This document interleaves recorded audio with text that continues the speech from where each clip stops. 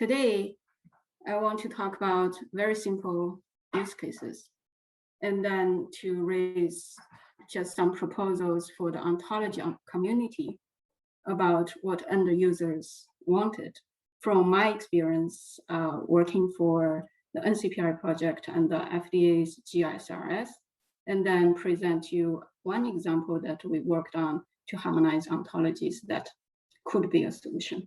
But I saw a lot of solutions here today in the workshop, so I really appreciate you all to organize this. Okay, so what do I call the end users? It's actually the developers, domain experts, or project managers who are not ontologists themselves. They are not involved in ontology development, but they will need to use ontology as offshore, such as, and I am an ontologist in among those like kind of one ontologist who always being asked. The question is, if we are going to annotate the disease for our databases, which one we should use? Do we use MONDO, DO, HPO, or do we use SNOME-SCT? You know, FDA always likes to use standards, or MeSH.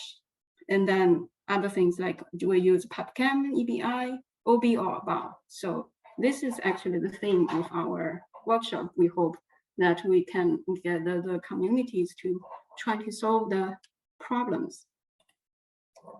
Okay, so start from FDA's GRS use cases, because Alex and Larry, they kept asking me whenever they saw me, which disease ontology to use. I really don't, I said, okay, MONDO is good, DO is also good. But for the background, the FDA Global Substance Registration System is initiated by FDA. So the goal is to register all the substances and assign them the unique ingredient identifier UNII. So the substances that FDA is defining is any matter of defined composition that has a discrete existence, whose origin can be biological, mineral, or chemical, and is coined in ISO 11238 standard. And this is an international collaborative work, and GSRS as a software partly used at FDA, and the public-facing part now collaborating with NCAT, and they have a GNAS website that is publicly available. So currently the GSRS developers are trying to link the substances to clinical trials using the intervention element in clinicaltrials.gov. So there are 300K substances linked.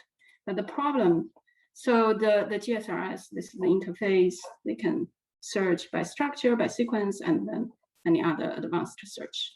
So the currently, if you look at one substance, you can look at their clinical trials, you can look at their adverse event, and you can also look at their internal application counts. So this is FDA internal interface.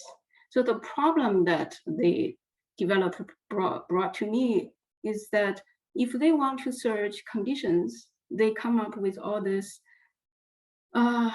challenging terms that are not really useful for them to develop a clean facet. So that's why they asked me which one to use, and I couldn't give them a good answer. So for them, for now, they are trying to take advantage of what clinicaltrials.gov already have on their website, and then they are thinking of using NLP strategies to classify the clinical trial conditions into a broad set of coordination of organs and disease terms. This sounds very kind of high level, but I got a chance when I moved to NIH to go deep dive for which one to use, MONDO or DO. So in NIH, I'm working for NCPI project. So the NCPI project is called NIH Cloud Platform Interoperability effort, which aims to establish and implement guidelines and technical standards to empower the end users, analysis, gathering, or search data sets that can be useful to answer their research questions from all the participating cloud platforms. So the participating cloud platforms, including NHLBI's Biodata Catalyst, NHGRI's Envo, Kids First, CRDC from NCI, and the NCPI. So this effort is more a coalition of independently funded NIHIC's cloud-based data platforms. Started in 2019, so it's very new. By now we have a very preliminary dataset catalog on the website. So the datasets are extracted from the NCPI dbGaP database and only select the dataset that included from these 4 platforms. And the question arises when we are looking at the disease terms that are associated with each study. So in total 164 studies, we have found 59 disease terms associated with it. And those disease terms are extracted from the NCPI's FHIR server on data dbGaP datasets. And we're using the FHIR research study resource and looking at the focus element. And the NCPI also put those terms with the mesh IDs. So we pull out the terms and put out mesh IDs. And then if you're looking at how they are putting the terms, and you will see there are certainly some hierarchies we want to sort it out so we can have a better facet or search interface for the users. And therefore, I did a deep dive to see how they map to the MONDO or DO.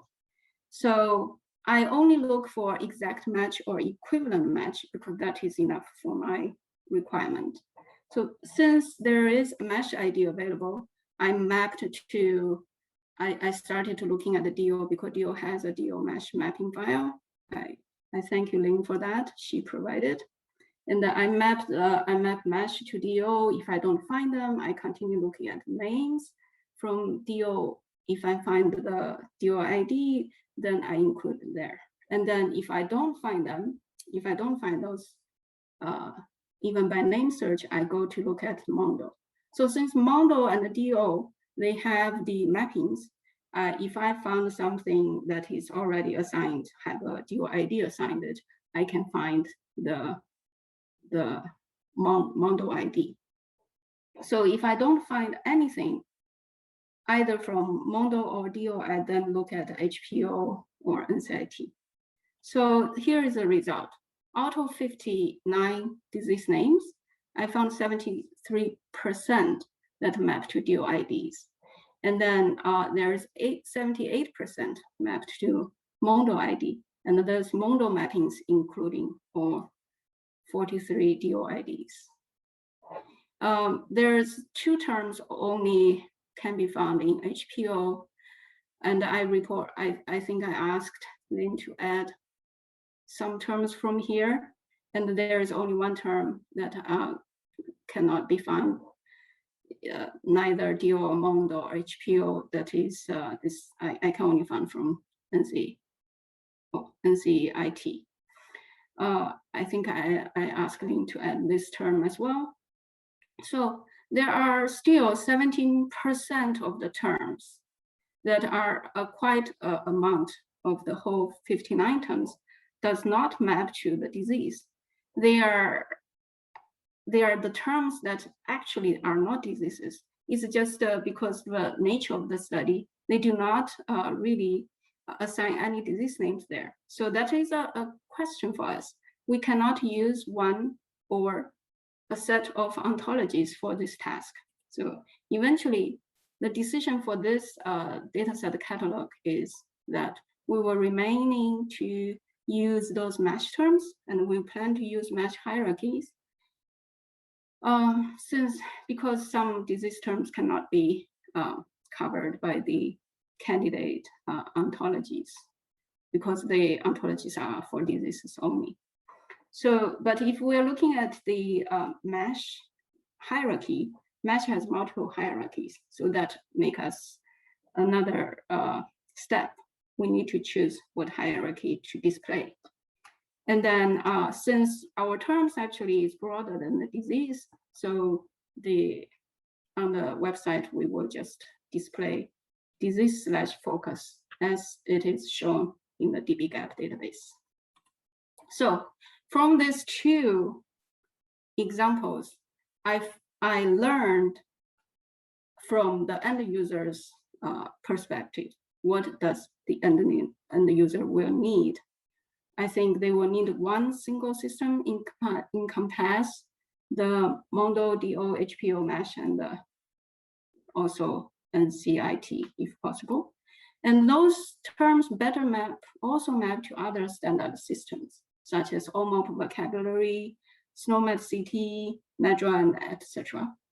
And then we hope that all the exact and equivalent match will be synced in all relevant ontologies, because I found that some equivalent match in DO with MONDO are not included in MONDO, or some MONDO map back to DO are not included in DO.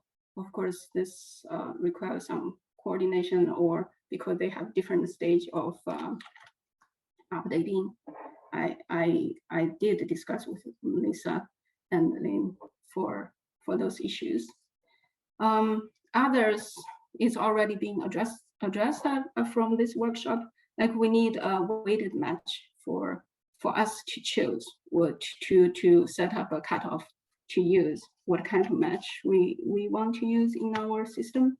And then ideally, if there is between the user's interface and the user's interface and the single system, ideally compass all the ontologies or standards, we need to have intermediate translator layer, which blind the users to directly exposed to choose between the ontologies, but rather given to users suggestions of all those mappings. I think the example will be NCAT's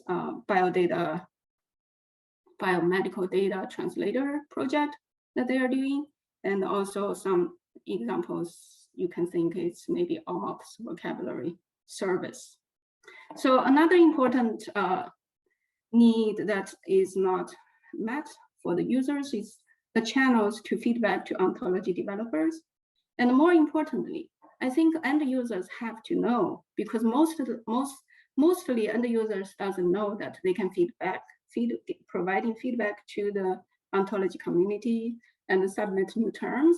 Sometimes difficulties also appears in the time of responses from an end user who are not familiar by the ontology developers. One developer told me that he submitted some requests and only got response in a couple of months. So that will not solve their issue.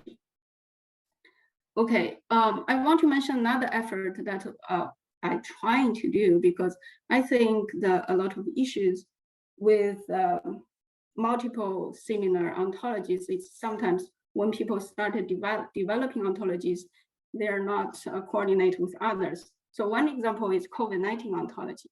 While COVID-19 pandemic starts, a lot of ontologies arises, and there are in total 7 ontologies.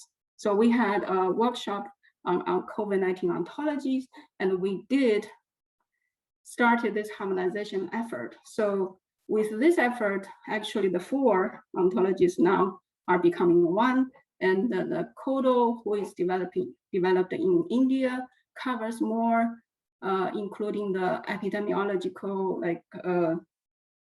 contact tracing aspect they developed without a buffer, but now they are starting to align to a buffer. And the HOIP is developed in Japan, focusing on the processes. Maxio developed by the Jackson Lab, they are focusing on the medical actions. They are complementary. Maxo is complementary to this COVID-19 ontology harmonization, and the process ontology that is developed in Japan. They are in the process of harmonizing. So I propose some possible solutions for just from my unique position as a developer as well as end user. So I think there are a couple of things we can do as a community. One is ontology harmonization, but we have pros and cons. So for the harmonization effort, that would certainly we will have less downstream ontology mapping. And I echo what Chris said. We should have one term or one ID for one concept.